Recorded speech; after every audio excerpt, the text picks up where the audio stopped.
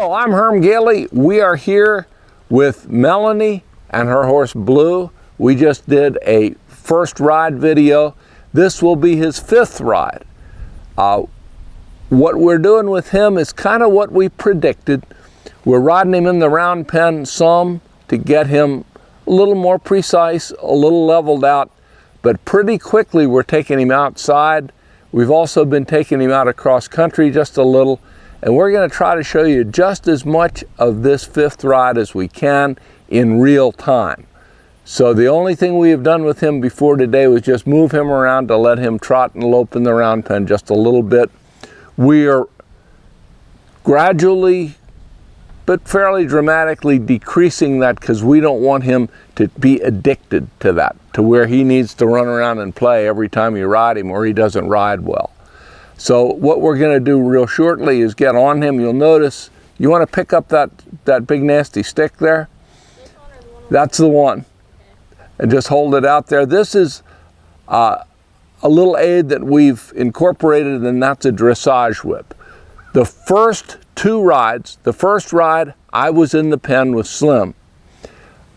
I moved Blue around, actually the second ride. The first ride I was on foot with a stick, with a whip.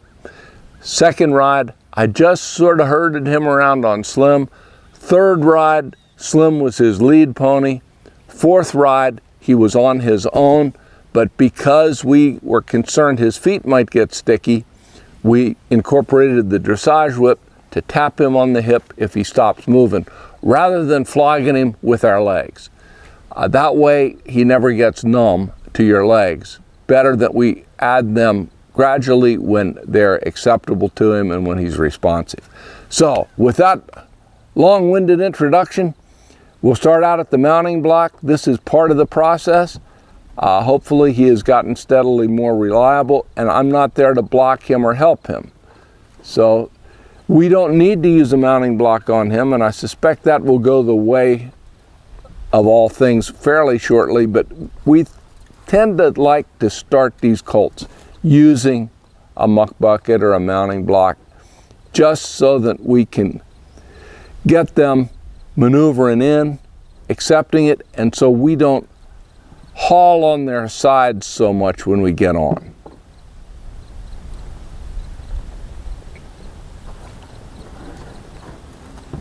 Little last minute adjustment there.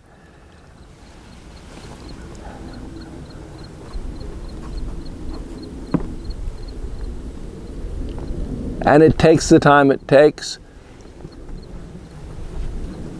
He's a little fresh this morning. He had a couple days off because on his fourth ride, he was going real well. We went to step him up into a lope and he had a pretty major stumble. We were concerned he might have hurt himself a little bit, which he didn't, but we gave him a couple days off, which was not part of the original plan.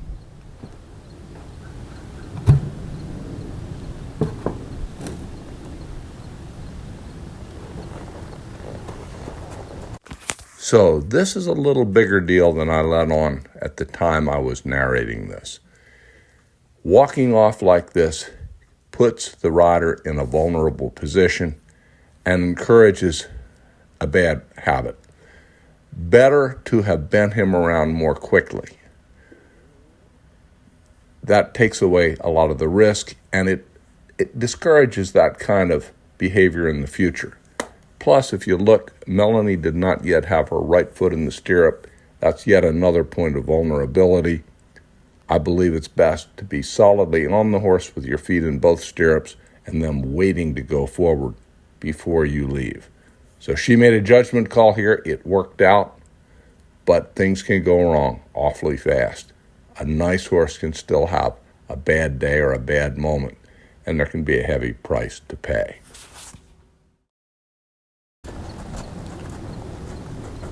So, mental note for next time. We're not going to make a big deal out of that, but we're not going to forget it either. And you see he went off a little stronger than usual, so she's bending him around to take some of that excess energy out, because that can quickly become misbehavior if we don't defuse it. He has given his face adequately, which is all we need at this point. I don't necessarily need them like a noodle, because riding a noodle is not a completely satisfying experience. And there's some of these folks that get them so bendy that that's all they think about. They think I'm a noodle and my mama was a noodle and my daddy was a noodle, and they have no substance when you take a hold of their face. They don't feel you back, they just give. Give is good, too much give can be counterproductive. What we've been trying to do with this colt is we've allowed him to be a little fresh because he is bred and natured to be a little bit dull. And we'd rather have him feeling good about the process, being a nice horse, but being a little bit on the fresh side rather than taking maybe the safer route of tiring him out. All too often, we mistake a tired horse for a broke horse. What we're really trying to do him is to apply some mental discipline and teaching. So that was nice. She moved him off into a little trot. What we have been doing is if we want to trot him, we just give him a little squeeze with the legs, and if that doesn't go, we'll back it up with a gentle tap on the hip.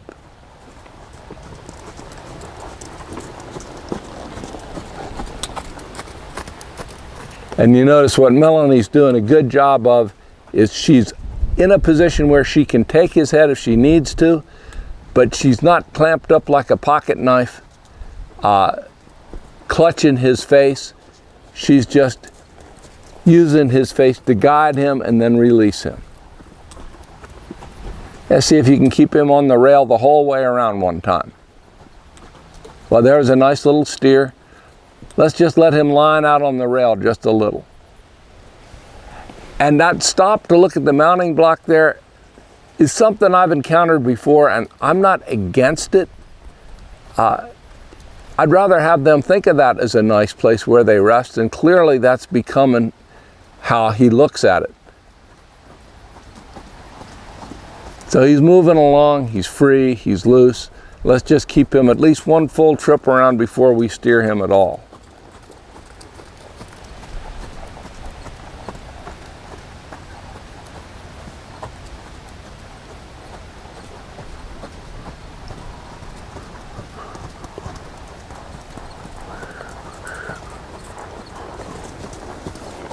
This time just take him right across the center.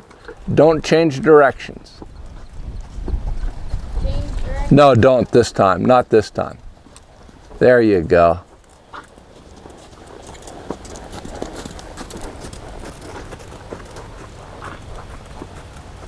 I'll go ahead and bend him around and change directions this time, if he's in a position where it's going to work. There you go, good placement. Higher degree of difficulty when you change directions. You change feel.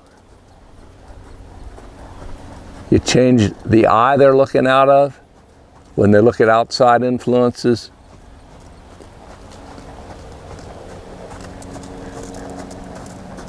So we are now taking him from solely having us go with him as we did on the first ride to more so asking him to go with us also. But we're not intruding so much that we're constantly calling on him. So you can steer him around, as and when you want. Good. And you see she's not prying his face over. There, he got by the mounting block, although he gave it a little kiss with his knee. And you may want to tap him. What we want to do is ask him as politely as you'd like it to be, and rather than nag him even a second time, if he doesn't go, tap him on the hip, then the next time the chances of getting him to move off on just a very light touch are much higher. He's got a lot of magnets here. He's got his owner, Kathy Houck, Melanie's mother, sitting here. And he likes her, and he will try to stop at her. It did early on. He's got Slim, who he's sort of bonded with. So he's got things that could distract him. So let's just pick a place, sit down on him, take up the reins and let him stop. Let him find it.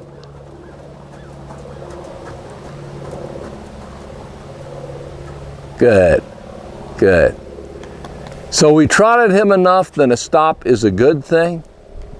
You wouldn't want to work on a stop early on in your ride because they would be thinking of go all the time. Right now, whoa is a good thing, so he's whoaing and he's enjoying it. And what you don't want to do, and Melanie's doing a nice job of this, is you don't want to keep nagging him to do something he's already doing. Some people keep asking their horse to stand long after they've agreed to stand and don't really need it.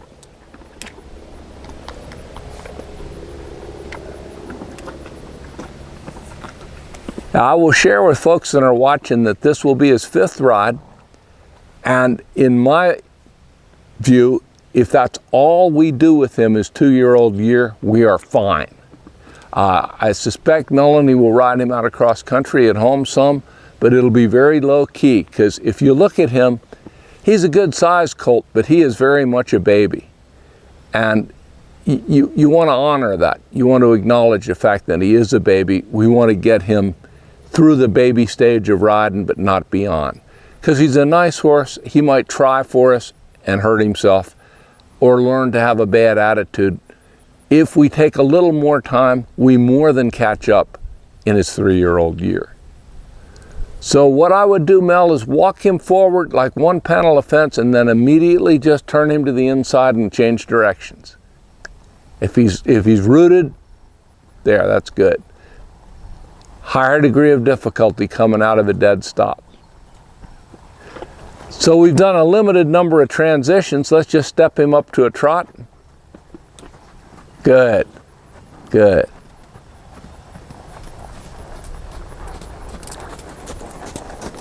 Now bring him back to a halt. Good. Walk him up one panel of fence and turn him to the inside in reverse directions. He's a little stiffer this way. So when you're back on the fence, give him a little squeeze and go off in a trot.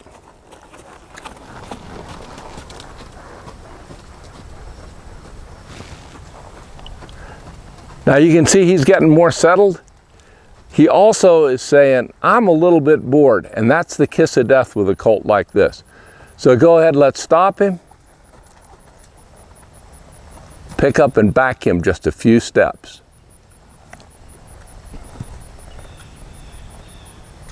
Yeah, I would wait till there. I'd take that. You were right to keep going. Even though he gave you a couple of steps, he was bracing and wanting to stop more than he was wanting to back up. So keeping with him there was the right move. So what we're going to do now is we're going to leave the pen and we're going to take a little trail ride. We're first going to trot him around the exterior a bit, and we'll show you that, and then we'll show you us departing and a little spot we picked out to give you at least a glimpse of the trail ride we're taking, and then you'll see us complete. So I'm trying to set this up to be as much of a real-time session as I can. I inevitably, certainly said this in other videos, but one thing I like to be able to do before I take my colt out is to open the gate. It doesn't have to be fancy. It doesn't have to be complete control of the gate the whole time. It needs to go open. They need to be patient, and then you need to be able to ride away. So let's go ahead and do that. I think we've done that one other time. Let's see if we can open the gate and just ride him through.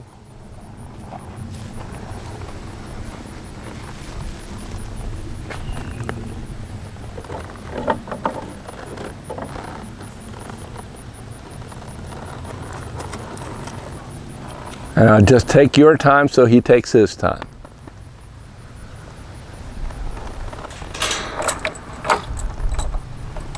And let's see what he does when you, in a minute, when you go to open it, will he shift his hips and move away? It's a logical thing for him to do, so it lets you put some of that movement on him without training him. It's just real life. It makes sense to him. And I think horses sometimes have a right to have the stuff we do to them make sense, even though we can't always deliver on that promise. And this can take all day, but it's not gonna with him. But if it takes you all day, you're gonna accomplish something all day. I would give it a try. Put a little leg into him. There you go. Now let him wait there for a second, because he'll be happy to leave. And that's a pivot point. A lot of horses will want to burst out. And he's moving his feet just a little thinking, what's next? Well, what's next is standing still for a second. I think that's good. I would ride him out, but stop him sort of parallel to the gate, which is where you will be standing when you do get him to where you close the gate also.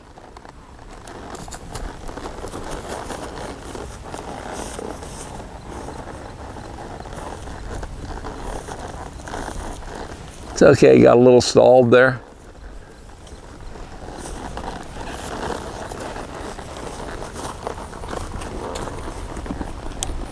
And that's fine right there. Yeah, just let him stand there for a sec. So what we're gonna do now is, Kim, do you think you can get enough of us from up there, or do you wanna move the camera? Okay, so we're gonna move the camera, and we're gonna just sort of film riding around here in the area around the round pen, which is semi-enclosed, and make sure we're gonna do a pre-flight check there. So we'll be right back with you. So we're just departing, and here we are gonna use Slim as a lead pony, just to sort of give him a little target and a little reassurance. And we're gonna first just walk around here, but pretty quick we're gonna step it up to a trot, because this is a horse that does not need to be bored.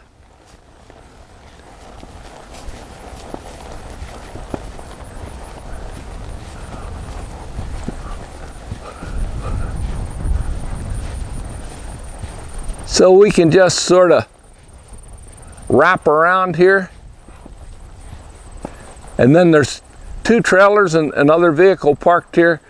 There's actually, you can't see it, but there's a curtain that's flapping. We're just gonna ride right through this gap here.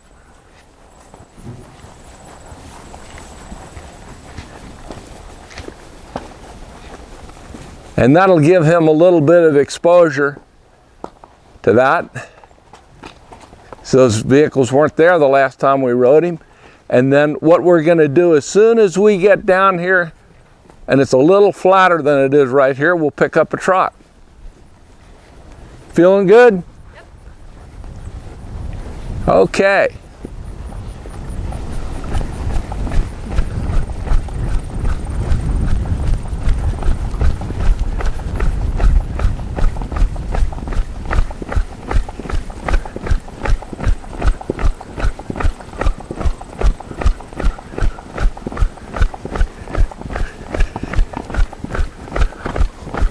We'll just keep on going.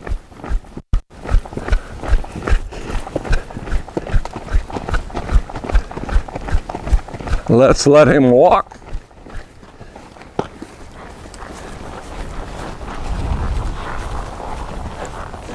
And we're going to pick up a trot, and we're going to trot out to the woods. And we're just going to keep on going out to the woods on a trot. And what's cool is Melanie's in the lead. Colt's getting bold. He's happy to be out.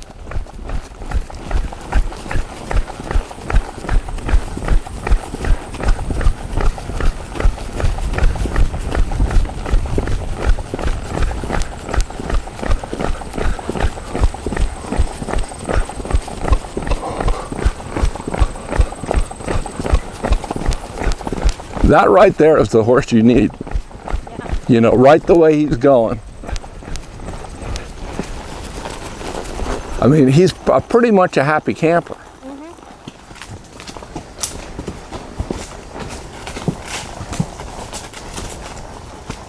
So we should be back on camera. We're entering the woods. We're only about, an eighth of a mile from where we started. And we're just going to ride up here, turn back into the woods a little deeper. We'll lose the camera, but we'll rejoin you for the end of the ride shortly. Total ride will only be like, less than half a mile.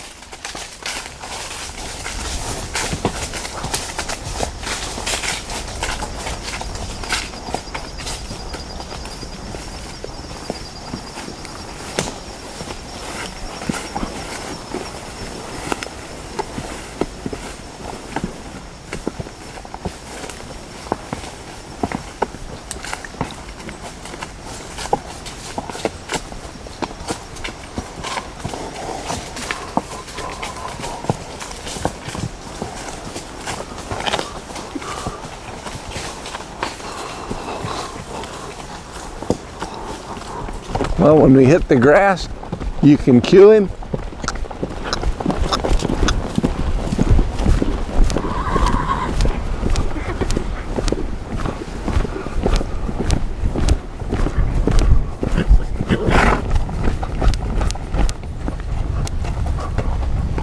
got a little sidetracked, but I saw somebody win it. I think it was Mike.